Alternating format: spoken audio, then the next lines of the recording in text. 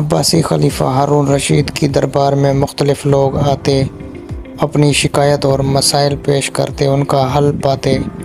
ایک دن ایک کسان دربار میں حاضر ہوا اور کہا، اے امیر المومنین، میں نے ایک بنجر زمین کو آباد کیا، اس میں محنت سے کھیتی باڑی کی، مگر جب زمین زرخیز ہو گئی تو ایک امیر آدمی نے طاقت کے زور پر وہ زمین مجھ سے چھین لی۔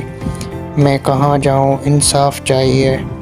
ہارون رشید نے فوراً حکم دیا کہ اس ظالم کو دربار میں لایا جائے۔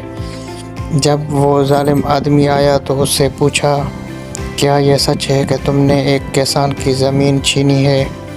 وہ آدمی بولا، حضور، یہ زمین سرکاری ہے، میں نے اسے اپنے استعمال میں لے لیا ہے۔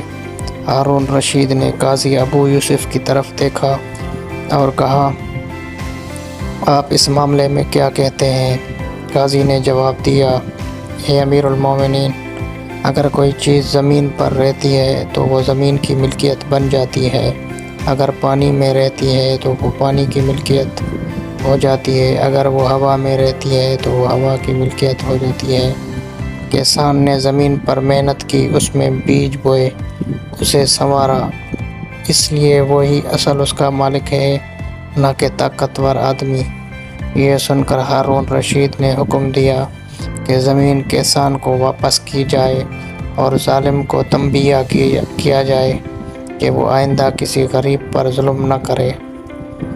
حق اور محنت کی کمائی کبھی ضائع نہیں ہوتی۔ عدل و انصاف ہر حکومت کی بنیاد ہونی چاہیے۔ ظالم کتنا بھی طاقتور ہو، سچائی اور دیانتداری ہمیشہ فتح پاتی ہے۔